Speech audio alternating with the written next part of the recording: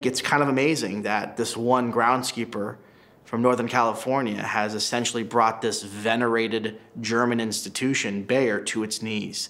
And I think history will show that this was a turning point when the law and the courage of Lee and his family, could take on these multi-billion-dollar corporations and win. Your client, Lee Johnson, is really Jack the Giant Killer, isn't he? Going after a corporate behemoth like Monsanto. Absolutely. And winning. And Lee got into this case knowing he probably wouldn't be alive to see the end of it. But he did it not just for money, he did it because he cared, because he was pissed off that Monsanto made him spray this carcinogen on school grounds, that it was taking his life and leaving his children without a father. And I think it takes a certain amount of courage and real tenacity to step up and say, you know what, I don't care how big you are, I'm taking you down. What does the verdict say about Roundup? It says that it's not as safe as people think it is.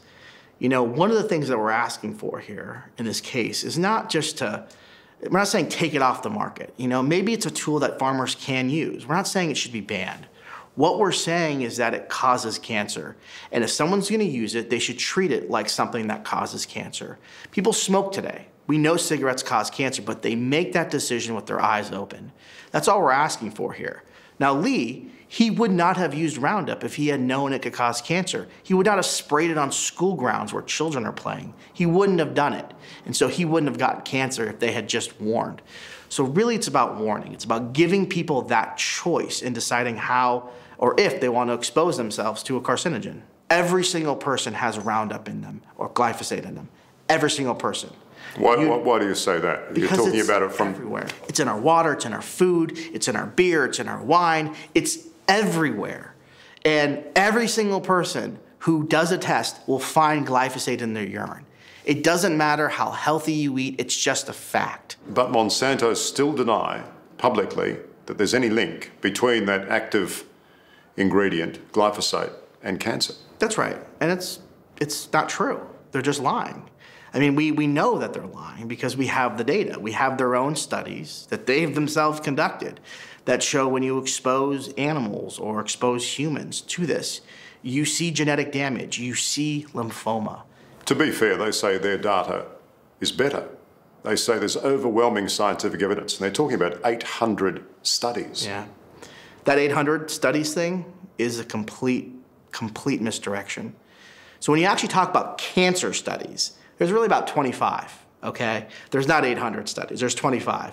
If you look at those 25 studies, all but about 3 of them are positive, showing that it does in fact cause cancer. So they're not telling the truth there either? No, they're talking about skin irritation, they're talking about eye irritation, they're talking about birth defects.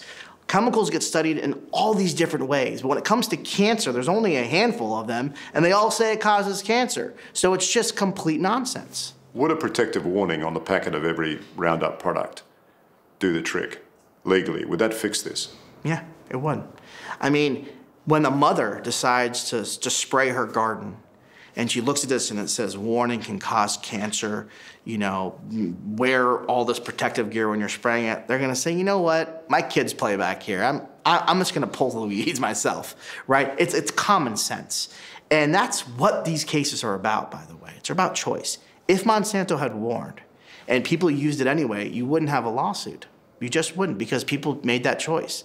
But they didn't give people a choice, and that's where the fault lies. That's where the lawsuit lies. That's where the punitive damages lie. Hello, I'm Liam Bartlett. Thanks for watching. To keep up with the latest from 60 Minutes Australia, make sure you subscribe to our channel. You can also download the 9Now app for full episodes and other exclusive 60 Minutes content.